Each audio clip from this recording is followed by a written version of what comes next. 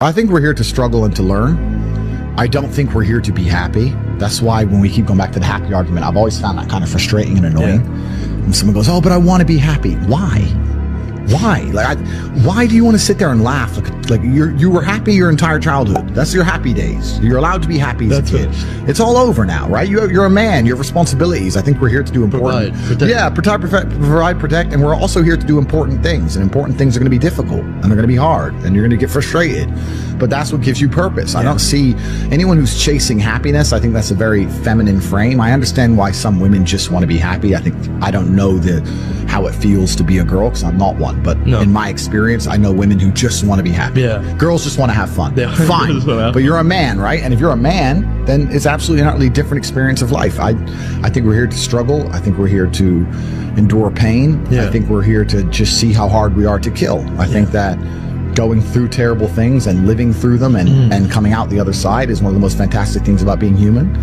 I think that it's almost like once you understand what life is really about, there's no emotion which isn't enjoyable. The only emotional state which can be seen as detrimental is feeling nothing at all. But if you're sitting at home and you're feeling truly heartbroken, at least you're feeling something, right? And I think that's the whole part of being human. I think we're here to struggle. I think we're here to go through pain.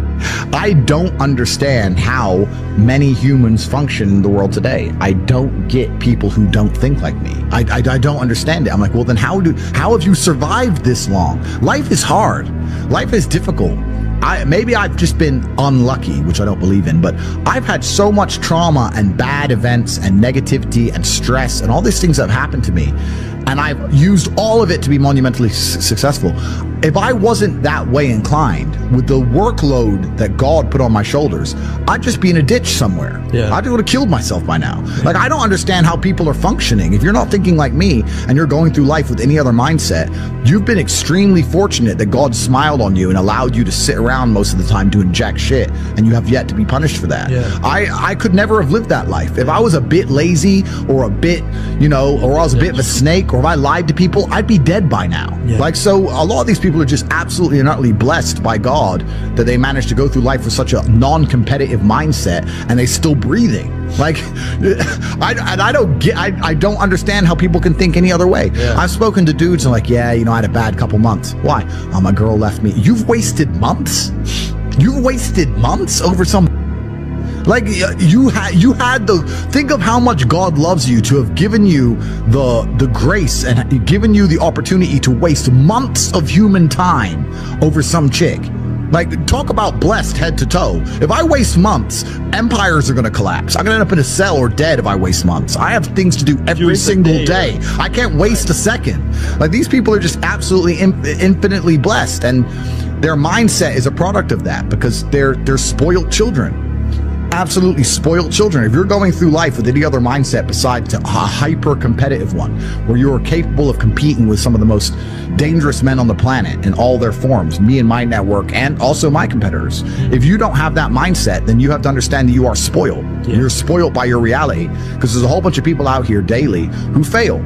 There are men out here who fail daily, and they have yet to feel the true consequence for it. They fail to go to the gym when they know they should have gone to the gym. They fail because they forgot their keys and it took them 10 minutes to find them. They fail because they replied to a question they got sent on WhatsApp the wrong way. They fail because they didn't smile when they were supposed to. They didn't say please and thank you to that person who helped them. They fail because they didn't say hi to that girl who's looking at them out the corner of their eye. They just fail perpetually. They go through life missing every opportunity and just failing. And somehow we've built a society which is so soft and God is so giving and so graceful that they still have a place to eat and somewhere to sleep, and they're still surviving. That shows how nice God is. Because before this society, truthfully, if you were that level of failure, you would be dead. Survival of the fittest. It's survival of the fittest. And none of these men out here are fit. Their mindset isn't fit. Their reality isn't fit. They're failures. They're failures. And they're just failing every single day. I'm like, oh, but tomorrow I'll go to the gym. You've been failing your whole life. That's all you've done is fail. And then you sit and wonder why people like me absolutely and utterly outcompete you. It is so easy to become a top tier male in the world today because the competition is so ridiculously low. There are 2% killers like me, and everybody else amateur, head to toe amateur. They can't even pay attention to anything. They can't try at anything. They're amateurs. And it's really mind blowing to me because I've tried with all of my computational power to imagine having a mindset different to mine. And I just can't see a reality worth having. I can't see a reality worth living. I can't see how you're going to build a life worth experiencing if you have any other mindset. I can't see it. Yeah. I've never met somebody with a fantastic life who did not completely and utterly believe in themselves. I've never seen somebody massively succeed and they didn't believe in themselves, ever. I've never seen somebody who just allows life to happen to them and become blown off course by some sadness, end up doing massively monumental and important things. I've never seen it.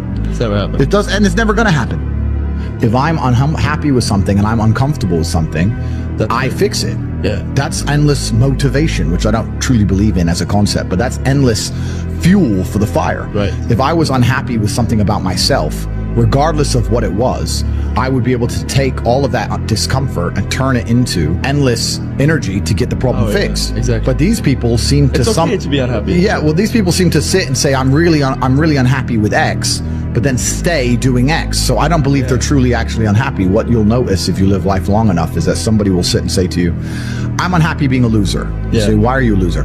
I just sit at home and play video games 7 days a week. And you're like, okay. And maybe 3 days of the week they're unhappy doing that. And that's the time they email you, and that's the time they want to make a change. But 4 days of the week, they don't really, it doesn't really bother them. It doesn't really bother them. Because if it bothered them 7 days a week, guess what? They would fix it. Correct. So I have very little sympathy for people. And that's not because I'm not a nice person, but it's because I've been so hard on myself and I've been through so many things that were difficult, and I've been through so much pain and trauma myself, some of it self-inflicted, some of it given to me by God to make me a better person. But I've been so difficult on myself. It's very hard for me to look at somebody who's refused to be difficult on themselves and see them as my equal or feel sympathy or pity for them. Why would I feel pity for somebody who took the easy route when I took the hardest possible route? I took the hardest possible way to be the man I am, and you were too big of a... And now you want me to feel sorry for you? I don't feel sorry for you. I don't feel sorry for these people. And because as a man, you can be anything you decide you want to be. That's the beauty of being a male. You can build your character completely from the ground up, just like a video game. Every single thing about me that people respect, I built. I was not born a world champion kickboxer. I was not born this intelligent or intellectual. I was not born this rich. I was not born this strong. I was not born this confident. I was not born this interesting. I was not born this charismatic and humble and gorgeous and tall and strong and sexy. I was not born none of these things. I became these things myself. So I deserve all the spoils of war. And anybody who decides they don't want to work hard enough to become those things, then they deserve to sit and accept they're my inferior. That's their problem. I don't care how I feel. I don't care if I feel happy or sad. It doesn't really affect what I do each day. I do the exact same things. I act the exact same way. I don't care. I don't put weight to the significance of the emotion. So I always consider myself a happy person, but if I woke up and I was slightly less happy one day than another, it wouldn't affect anything I do, and I wouldn't put any relevance to it. I'm human, and that's life. But truthfully, it doesn't matter if it's getting a girl or it's making money or it's getting status. It doesn't matter what it is. As a man, we live in hyper-competitive environments. I don't think enough men understand how competitive the world is.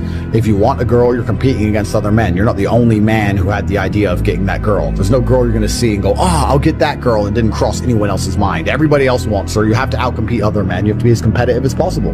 You have to be as successful as possible in all realms. You have to be as good-looking, as funny, as smart, as spontaneous, as interesting, as charismatic, as rich as possible. You need to try very hard to be your absolute best. And as you become a better man, you'll crack through different tiers of attractiveness, and eventually you get to the top and you'll be able to have any girl you want. But the truth is, I have a lot of guys ask me, similar to your question, a guy will come to me and go, how do I get a girl? I'm like, bro, you're a loser. Yeah, but I know, but how do I get a girl? Well, you're a fucking loser. You're a loser. Why are you asking me? It's like saying, how do I win a race with a push bike? You're racing Ferraris. What do you want me to do? There's only so much you can do. There's only so hard you can pedal. There's only so many tricks and tips. There's only so many game things you can say, so many pickup lines. If you're a loser, it's going to be very, very difficult, and it's going to get harder and harder. The game is rigged to become harder and harder for men. It's not getting easier. It's going the other way. And if you're going to be on a racetrack and there's going to be Ferraris there, and you're going to be on a pedal bike or in a Nissan, you're going to get smoked.